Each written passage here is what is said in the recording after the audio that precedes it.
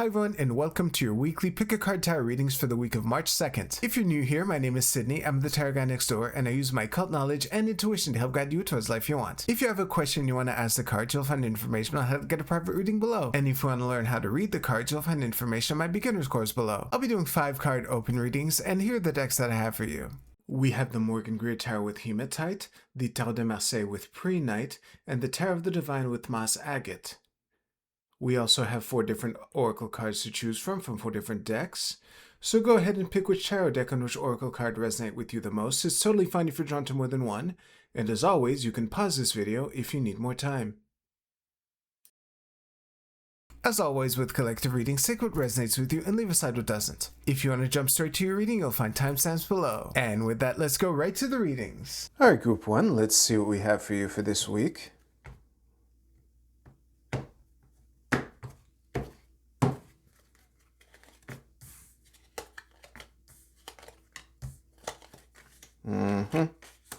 I didn't even feel the need to say don't panic when I flipped over the 5 of Swords reversed as a first card, but let's just say even though the 10 of Wands is here, I still don't feel the need. Regular viewers know what's coming with that bottom of the deck, I'll say that much, because it's probably playing into this, that's for damn sure. Alright, this is good. I'll see you right now. Group 1, I'd say the best way to summarize this vibe... Oh, I forgot to put my bracelets on. You might have noticed that. But anyway, back to you. The best way to sum up this vibe is don't sweat the small stuff. Also, it's all small stuff.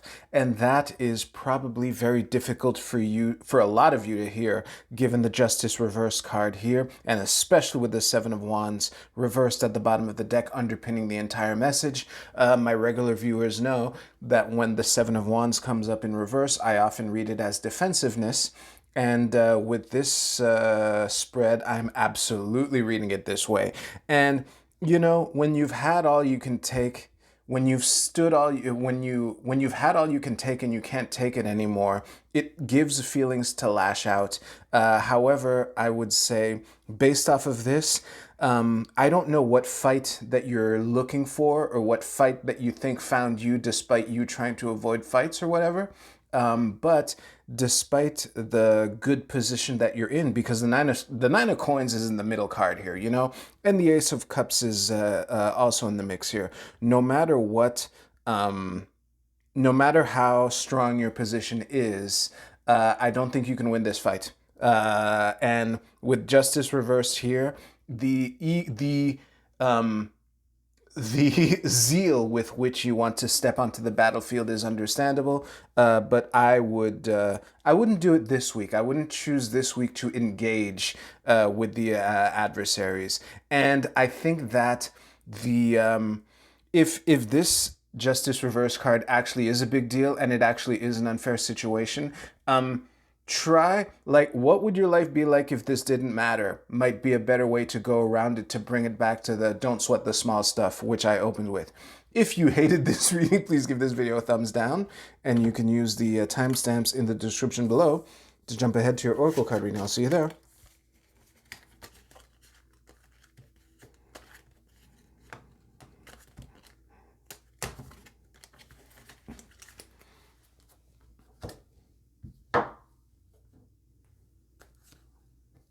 All right, Group 2, let's see what we have for you for this week.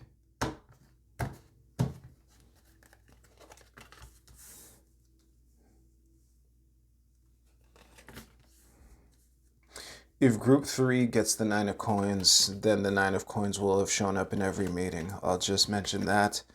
Not that it matters to you. Okay, give me a second here.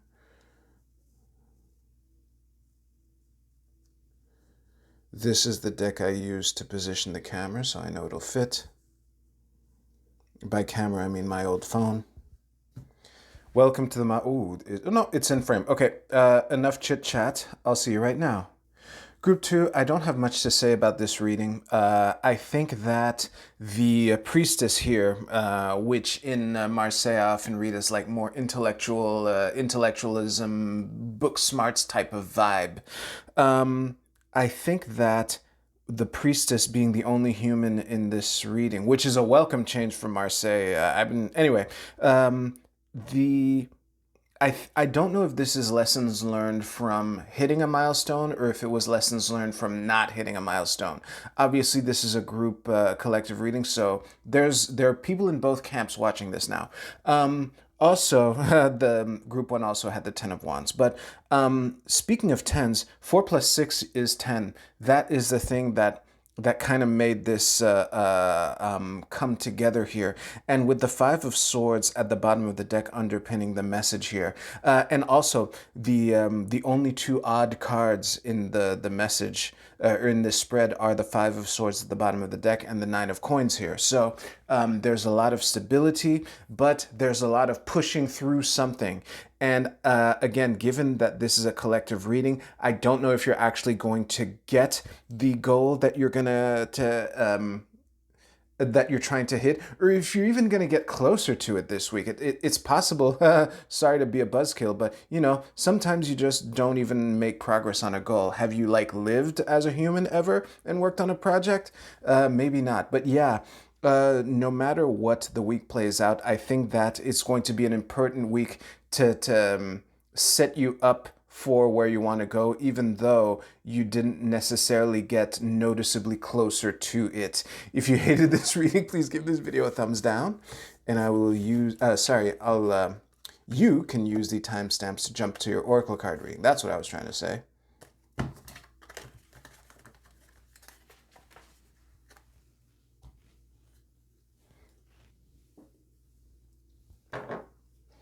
Group 3, let's see what we have for you for this week. I'm going to name all the cards because this font is, well, it's 10 of Cups. Sometimes I misidentify cards. Nine of Cups reversed. The culprit, this is the Four of Wands reversed.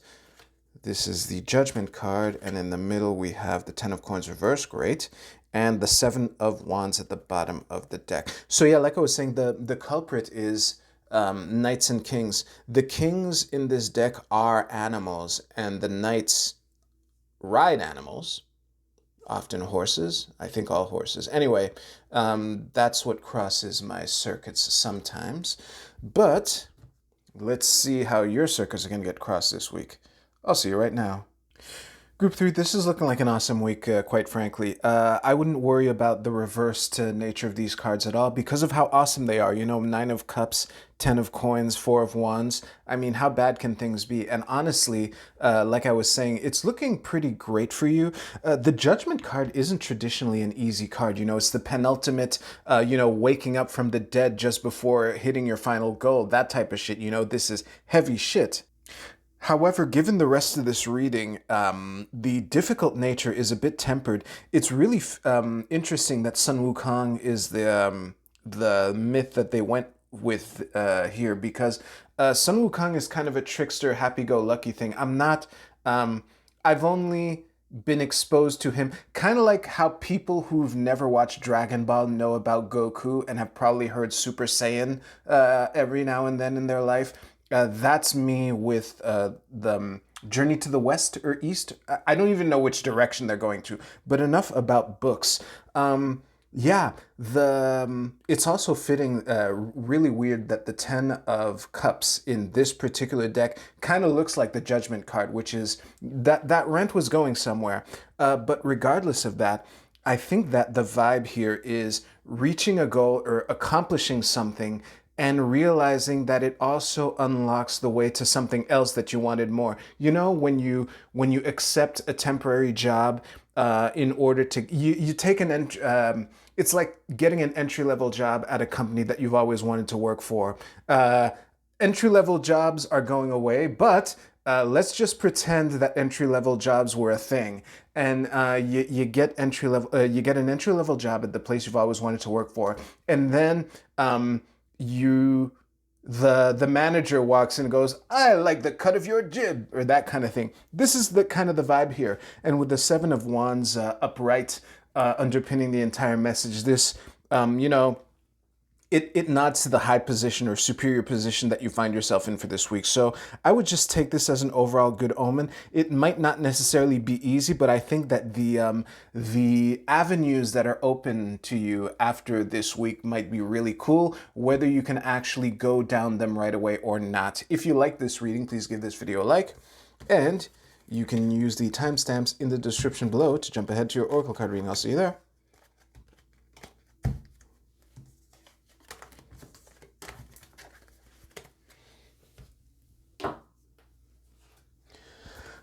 All right. If you find yourself watching these videos often and you haven't subscribed, it would really mean a lot to me if you could subscribe. I'm going to record a video shortly explaining a bit more. Today, right now, is February 21st, so I doubt the video will be out by the time you actually see this. But regardless, let's go. Group A, your card is the Clinging. This is I Ching hexagram number 30. And the keywords are fire, illumination, inspiration, devotion, an all-consuming passion. I'll repeat that right now. An all-consuming passion, regeneration, spirituality, virtue, enlightenment. Put your back in it this week, Group A. I don't know what I told you in the tarot portion. This is not looking like an easy week for anyone, but I think that for you, this is a good week for you to be Mr. Magoo, walking around the construction site completely blind and having all the anvils fall next to you instead of on your head because of the sheer magnitude of your enthusiasm. It's looking like that kind of week, potentially. Group B, your card is the Monk/Nun. There you go. And the light attribute is selfless devotion in single-minded dedication to spirit. Oh, self-devotion and spiritual, single-minded dedication to spirit. Shadow attributes, negative judgment of the physical world, excess piety, or piety, I don't know. Regardless, I think that this is the time to commit. It's funny. In life, you have to care, but not that much. That saying came to mind, but I think that it's coming to mind in the sense that it's inviting you to care more this week. And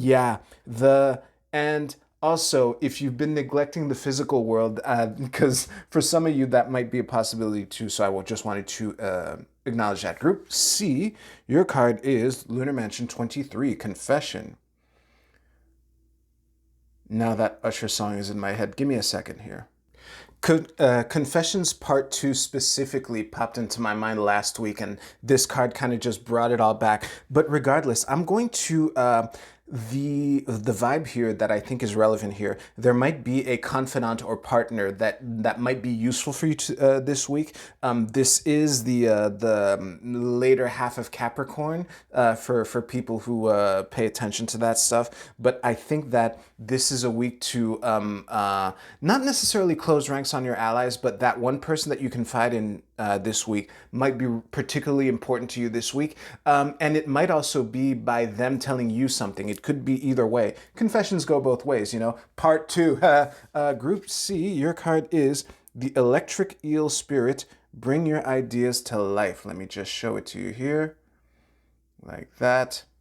Honestly, I would take this as a general green light. I mean, it's an electric eel. There's the Uranian spark that is implied to it. Yeah, I think it's really a question of, I wouldn't go running after conflicts. That's true for all three groups, but it's not a reason to it's not a reason to give up on doing the thing that you think is important, but just, you know, go about it the right way. Even if it's just making steps towards it so that you can unveil it another week. That might be a possibility too. But that is a good note to wrap everything up on. Thank you very much for watching. If you like this video, please give this video a like. I hope y'all have a great week. Take care. I'll see you soon.